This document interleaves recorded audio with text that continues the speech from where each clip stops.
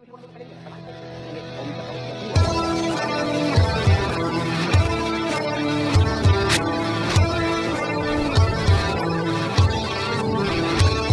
my dear students, welcome back to the channel by new video. My name is Amir from A1 Coaching. तो students कैसे हैं आप सब? उम्मीद करता हूँ बहुत ही अच्छे से होगी और अपनी स्टडी बहुत ही अच्छे से कर रहे होगे। तो बेटा लास्ट वीडियो में हम लोगों ने सारे के सारे कॉन्सेप्ट क्लियर कर लिए थे, चाहे वो गुडविल का हो, चाहे वो रिजर्व का हो, चाहे वो न्यू रेशियो निकालना हो, गेनिंग रेशियो निकालना हो, सब कुछ हम लोगों ने देख लिया। इसके बाद हमें देखना है रीवैल्यूएशन अकाउंट। अब देखो बेटा रीवैल्यूएशन अकाउंट मैंने एडमिशन में आप लोगों को बताया हुआ था, लेकिन अगर आप लोग को नहीं आता है तो चलो एक बार फिर से बता देता हूँ, ठीक है। तो देखो ये होता है रीवैल्यूएशन अकाउंट। पहले देखो बनता कैसे, ये है आपका रीवैल्यूएशन अकाउंट, ठीक है। एक तरफ होता है पर्टिकुलर, एक तरफ अमाउंट, पर्टिकुलर अमाउंट। यहाँ पर लिख लो पर्टिकुलर अमाउंट, पर्टिकुलर अमाउंट, ठीक है बेटा।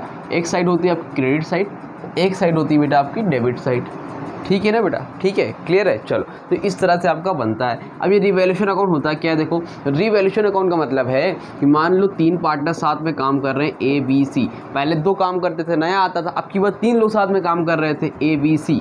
तो अब ये बताओ, तीनों ने बिजनेस स्टार्ट किया था 2010 में, क्या किया था 2010 में इन्होंने स्टार्ट किया था, ठीक है सर। अब 2020 में सी रिटायर्ड हो रहा है, 2023 लिख लो, अभी 23 चल रहा है तो ये लिख लेते हैं सी रिटायर्ड हो रहा है। अब जब सी रिटायर्ड हो रहा है तो हम लोग क्या करेंगे, जितनी भी हमारी एसेट्स थी, जितनी भी लाइबिलिटीज़ थी, हम लोगों ने कुछ एसेट खरीदी 2010 में और कुछ हमारी लाइबिलिटीज़ थी, ठीक है। तो 2023 में आफ्टर 13 ईयर्स क्या वही एसेट्स वही लाइबिलिटीज़ की वैल्यू सेम होगी? नहीं होगी। लगता है आपको सेम होगी? अगर मान लो मेरे पास कुछ फर्नीचर थे, वो पुराने हो गए होंगे, उसकी वैल्यू कम हो गई होगी। मान लो मेरे पास कोई बिल्डिंग थी, हो सकता है उसकी वैल्यू बढ़ गई हो सकता है मैंने बैंक लोन लाइबिलिटी मेरी 10 लाख की थी, अब 5 लाख की कम हो गई हो सकता है बढ़ गई हो। यानी कि मेरी कुछ एसेट, कुछ लाइबिलिटी 2010 में रही थी जो कि 2023 में क्या हो गई होगी, या तो कम हो गई होगी या तो ज़्यादा हो गई होगी। हाँ कि ना, जल्दी बोलो, हो गई होगी ना। तो उसको हम लोग क्या करते हैं, रीवैल्यूएट करते हैं। जब कभी भी कोई भी पार्टनर जाता है या फिर कोई पार्टनर आता है तो हम लोग उसके नए पार्टनर के आने पर भी और कोई पार्टनर के रिटायर्ड होने पर भी सारी चीज़ों को फिर से क्या करते हैं, रीवैल्यूएट करते हैं। देखते हैं कि आज हमारी करंट टाइम पे 2023 में क्या उसकी वैल्यू है। तो उस टाइम जो वैल्यू होगी, अगर प्रॉफिट होगा तो वो ओल्ड पार्टनर यानी कि तीनों पार्टनर को ओल्ड रेशियो में डिस्ट्रीब्यूट कर दिया जाएगा। लेकिन अगर मान लो लॉस होगा तो ये रिटायरिंग पार्टनर जो जा रहा है ना, वो भी क्या करेगा, उस पैसे को भर के जाएगा, उसको ऐसे नहीं जाने देंगे, समझ रहे हो। उसको पकड़ के लाएंगे, बोलेंगे भैया तुम जा रहे हो, ठीक है, लॉस हुआ है भर के जाओ, प्रॉफिट हुआ है तो भैया प्रॉफिट लेके जाओ, समझ रहे हो ना।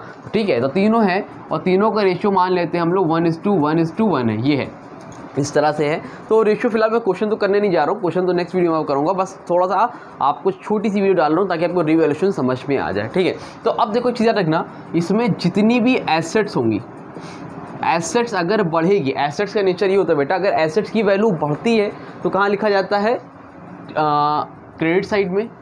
और अगर लाइबिलिटीज़ की वैल्यू कम होगी, अगर लाइबिलिटी कम होगी तो कहाँ लिखोगे, क्रेडिट साइड में। अगर एसेट्स की वैल्यू बढ़ेगी तो क्रेडिट साइड में, और एसेट्स लाइबिलिटी की वैल्यू घटेगी तो कहाँ पे, क्रेडिट साइड में। और अगर एसेट्स की वैल्यू घटेगी तो कहाँ लिखोगे, डेबिट साइड में। और लाइबिलिटी अगर आपकी लाइबिलिटी अगर आपकी बढ़ेगी तो कहाँ लिखोगे, डेबिट साइड में। कहाँ लिखोगे, डेबिट साइड में। याद रखना, एसेट बढ़ेगा तो क्रेडिट साइड में, एसेट की वैल्यू घटेगी तो डेबिट साइड में। अगर लाइबिलिटी की वैल्यू घटेगी तो क्रेडिट साइड में, लाइबिलिटी की वैल्यू बढ़ेगी तो कहाँ होगी बेटा, डेबिट साइड में। क्लियर रहे, याद रहेगा, बोलोगे तो नहीं, है ना, क्लियर है ना, समझ गए। तो ये हमेशा याद रखना। जैसे मान लो क्वेश्चन में आपको लिखा रहेगा फर्नीचर, ऐसे आपको दे रखा है फर्नीचर आपका दिया है 10,000 का, ठीक है। आपको एक बिल्डिंग दे रखी है 5 लाख की, आपको बैंक लोन दे रखा है 40,000 का, फिर आपको नीचे एक और मान लो क्रेडिटर दे रखा है 10,000 के, ठीक है। फिर आपको यहाँ पे एडजस्टमेंट दे रखा है और बोला है कि फर्नीचर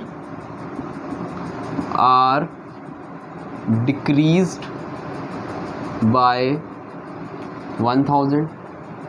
दूसरे में बेटा लिखा है आपका value of building increase by 10%, bank loan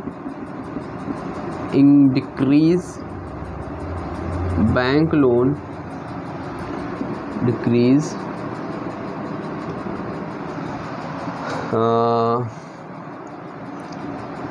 decrease from 5000, creditors to be 12,000। ये चार आपको एडजस्टमेंट मान लो दे रखा है, ठीक है। तो इसको करोगे कैसे? तो मैंने बताया ना, एसेट बढ़ेगा तो इधर, एसेट घटेगा तो इधर, और लायबिलिटी बढ़ेगी तो इधर, लायबिलिटी घटेगी तो इधर, याद रखना, ठीक है। तो अब देखो क्या लिखा है, फर्नीचर आर डिक्रीज बाय 1000। अगर फर्नीचर की वैल्यू क्या हो रही है, घट रही कि बढ़ रही?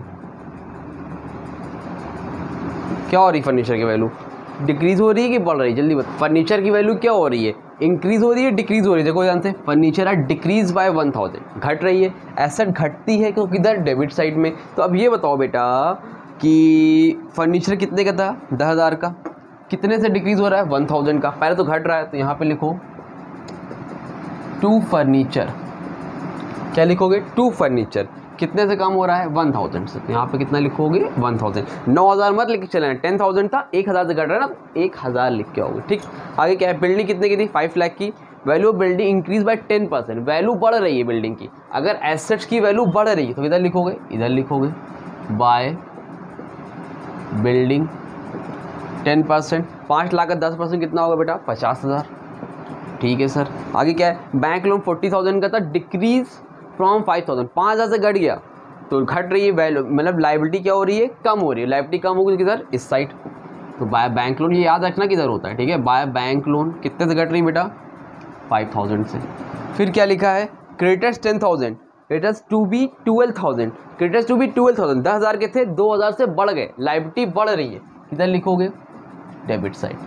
टू क्रेडिटर्स कितने से बढ़ रहा है बेटा? 2,000 से। समझ में आई बात यहाँ तक? कोई दिक्कत, कोई परेशानी नहीं है। इस तरह से करना है आपको। अभी बहुत ढेर सारे एडजस्टमेंट करेंगे हम लोग, नॉर्मली बता दो आपको ये करना है। ज़्यादा किधर? इधर की इधर, इधर है 55,000। जो ज़्यादा होता है वो दोनों तरफ लिख दो, 55,000 55,000। अब बताओ इधर ज़्यादा यानी कि मेरा प्रॉफिट हो रहा है, यहाँ पे लिखो टू प्रॉफिट ट्रांसफ़र इनटू, किस में जाएगा? Capital account, partners capital account.